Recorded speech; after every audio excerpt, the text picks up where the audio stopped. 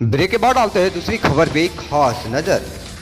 बता दें कि सभापति व उप सभापति ने कार्यभार संभाला। तो नमस्कार, आप देख रहे हैं 24 इंडिया न्यूज और मैं हूं आपके साथ रुद्रांश आनंद और बात करते हैं पूरी खबर पे। बता दें कि बिहार की मोतिहारी की चकिया नगर परिषद की सभापति पवन सराफ, उप सभापति सुभाष यादव ने गुरुवार को नगर परिषद में अपना कार्यभार संभाला।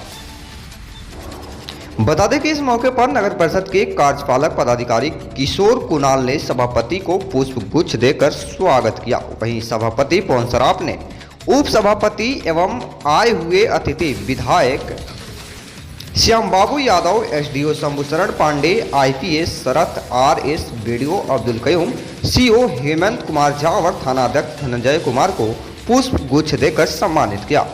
वहीं सभापति और उप सभापति ने सभी नवनिर्वाचित पार्षदों को पुष्प गुच्छ देकर सम्मानित किया। इस मौके पर चकिया नगर परिषद के सभी वार्ड पार्षद एवं अन्य गणमान्य लोग उपस्थित हुए। इस मौके पर सभापति पवन सराफ कार्यभार संभालते हुए कहा कि चकिया का सबसे पहले चकिया चौक का जाम की समस्या से निजात दिलाने की प्राथमिकता है।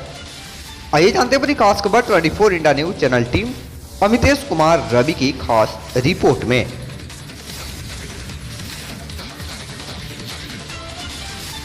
आज की बैठक में मुख्य रूप से जाम की समस्या पर चर्चा हो रही है और हर हाल में हम लोगों को चकिया को जाम से निजात दिलाना है, और दूसरा सफाई पे हो रहा है, और तीसरा हर वार्ड में कहीं रोड खराब है, कहीं नल खराब है, कहीं नल जल बंद है। ये सभी चीज़ों पर एक एक करके हम लोग काम को डिस्पोजल करेंगे। 26 जनवरी की तैयारी के लिए क्या हो रहा है? 26 जनवरी के लिए शहर में सफाई की व्यवस्था हो रही है। जगह जगह जहाँ भी सरकारी संस्था है, भवन है, वहाँ झंडोत्तोलन की व्यवस्था की जा रही है।